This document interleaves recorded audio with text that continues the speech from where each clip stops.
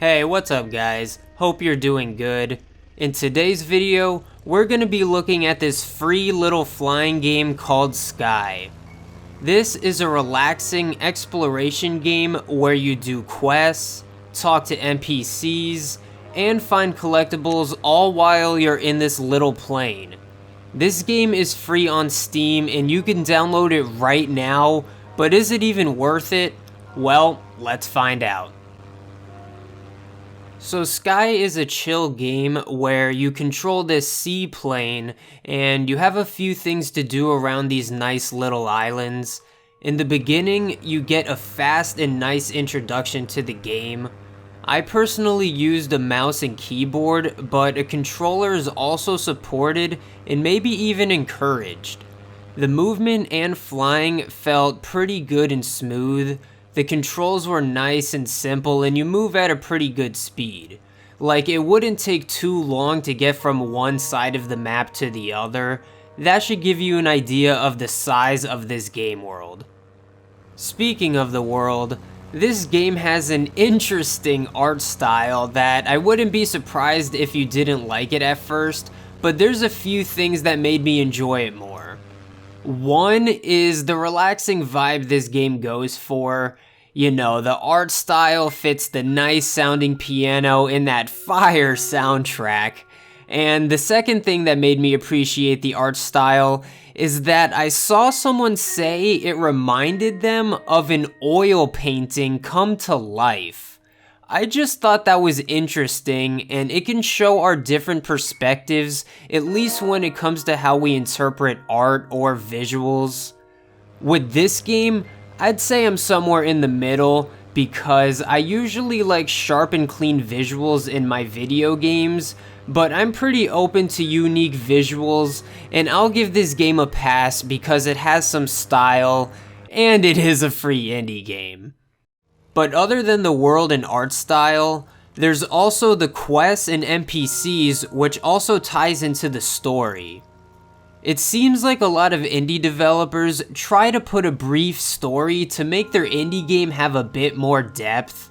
For example, in my review for Air Memories of Old, another relaxing exploration game, I had to skip a lot of the dialogue because it was too much and I didn't really care. Not to mention, the dialogue in most indie games like this are in text only, which just makes it less interesting in my opinion. In that game, it was a problem because some of the dialogue had useful information. Luckily in this game, the dialogue isn't as important, and there isn't as much of it, so I didn't mind reading most of it. The story isn't something they try to push on you or is anything too deep. You mostly just have conversations with a couple NPCs and that's it. You can choose to pay attention or not.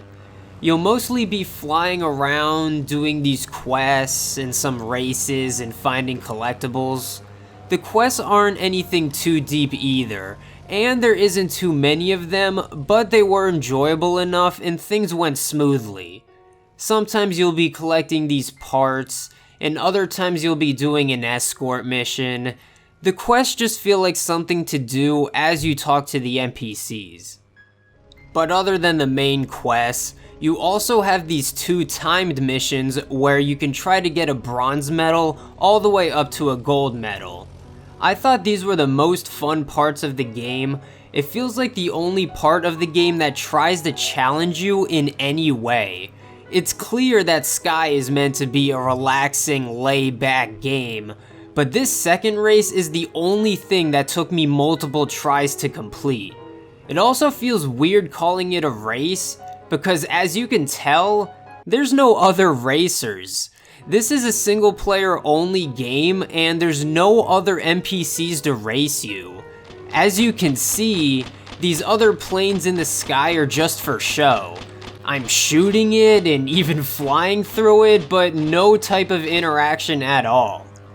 Same goes for the animals, don't bother shooting them, I already tried. But speaking of the shooting, I'm sure that you noticed that this plane can also shoot. I don't want to call it a random mechanic, but it slightly feels that way. Okay, so there's these two collectibles scattered around the map, right? One that you could collect by just flying into it. Then we have these targets that you have to shoot. These two collectibles are basically the same, which is fine. Finding these collectibles is a good portion of the game, and it's not that annoying because the map isn't very big. Well, except for these very last ones. This one hiding in the grass pissed me off. Also, you notice that shooting these targets has some kind of auto-targeting when you shoot them. My point is, why couldn't we have some actual races with actual NPCs? You have the auto-targeting, you have the planes flying around. Now why can't I race them and maybe even shoot them? Okay, listen, this isn't me putting the game down. This is just one of those games where you can imagine it being expanded on. I can imagine a deeper story and a deeper world with more quests and more NPCs to talk to and to race the planes with skins to unlock. It's just the type of imagination I get when playing some of these indie games, and that doesn't mean I'm putting the game down. This is still a free game. You just have to know what you're getting yourself into, and that this is a neat little indie game that's free and only made to take up an hour or so of your time. If you're expecting too much more than that, then you will be disappointed. But as for me, I did enjoy my short but chill time on this game. I knew what I was getting myself into, and I thought it would be cool to show off this cool little free game to you guys. This game can be a little hard to find on YouTube because there's not much coverage on it, and it seems like there's a lot more known games with the word Skye in it. Like, even if you type in Skye game review, you'll have trouble finding this video or other reviews. I guess you could say not only is this game a bit of a hidden gem, but I'm sure this video will be too. Which is not good for a YouTuber. Please like the video. Please. Anyway, I hope you guys enjoyed the review. It was a nice and short experience playing Skye. This is a random free game I happen to have noticed on Steam, and it looks simple and casual enough for me to enjoy. I like fun, simple little games like this to quickly play every now and then. There was even achievements to keep me motivated for that full hour and a half while I played it. If you care about getting achievements and that sort of thing, this game is easy and fast to get all 17 of them, you know, just in case you cared. But yeah guys, I hope you enjoyed the video. Please leave a like if you did enjoy the video, or if this game is new or looks interesting to you. I always enjoy reviewing these indie games for you guys to discover. If you like finding new games or just been enjoying the content, then don't forget to subscribe and turn on the bell.